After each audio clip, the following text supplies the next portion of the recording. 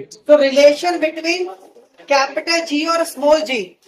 Capital G gravitational constant है जिसकी value हम फाइंड कर चुके हैं, और स्मॉल जी हमारे पास है एक्सीलरेशन ड्यू टू ग्रेविटी। तो दोनों के बीच में क्या रिलेशन है वो हम डिस्कस करेंगे। सपोज ये आपकी याद है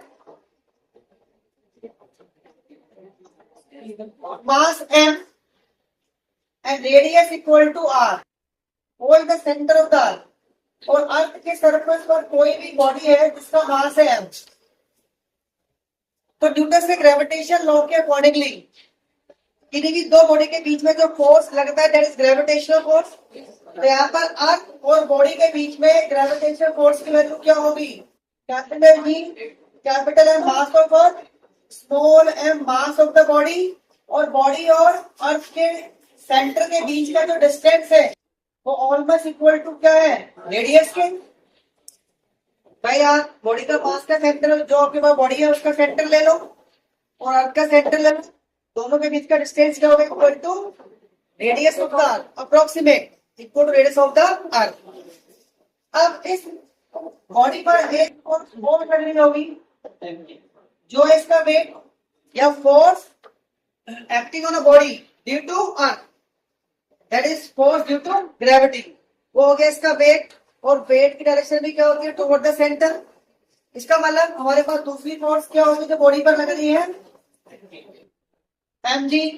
दोनों फोर्स को इक्वेट करते हैं तो g capital M by R square is equal to m g. तो यहाँ से स्मॉल जी की वैल्यू क्या आ जाती है?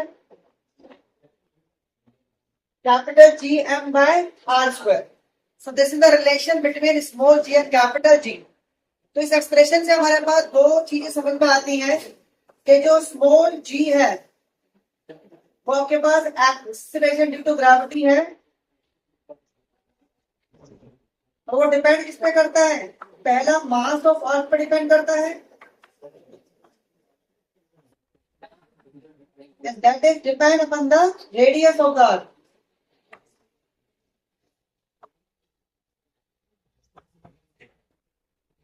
यानी स्मॉल जी की वैल्यू दो फैक्टर पर डिपेंड करती है। पहला mass of the earth capital M, और दूसरा radius of the earth capital R. Capital mass पर डिपेंड करती है डायरेक्टली, यानी अगर अर्थ का मास कम या ज्यादा होता है तो जी पे इफेक्ट पड़ेगा, और आर पर डिपेंड करती है इनवर्सली। क्या इस फॉर्मूले के अंदर हमारे पास बॉडी का मास नहीं आया? हम देखते हैं कि इस फॉर्मूले के अंदर बॉडी का मास कहीं नहीं आया। इसका मतलब क्या होगा कि स्मॉल जी की जो वैल्यू है वो बॉडी के मास पर क्या हो गई? इंडिपेंडेंट। यानी बॉडी का मास चाहे 1 kg हो या 100 kg हो, दोनों ही बॉडी पर जो स्मॉल जी की वैल्यू है वो क्या होगी? सेम होगी। इसीलिए हम बहुत से न्यूमेरिकल्स में देखते हैं कि बॉडी का मास चाहे 1 kg हो या 10 kg हो, वो दोनों के लिए हम स्मॉल जी की वैल्यू 9.8 ही लेते हैं। 9.8 मीटर पर सेकंड स्क्वायर जो अर्थ के सरफेस पर स्मॉल जी की वैल्यू है। इसका मतलब जी डिपेंड करता है मास ऑफ अर्थ पर। तो जी डिपेंड किस पे नहीं करता?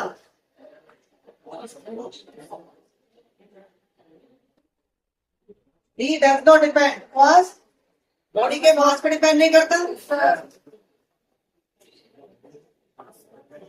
मास ऑफ द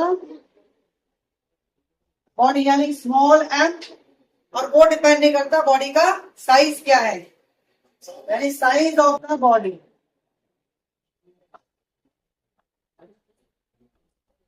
उसका रेडियस क्या है, उसका साइज क्या है।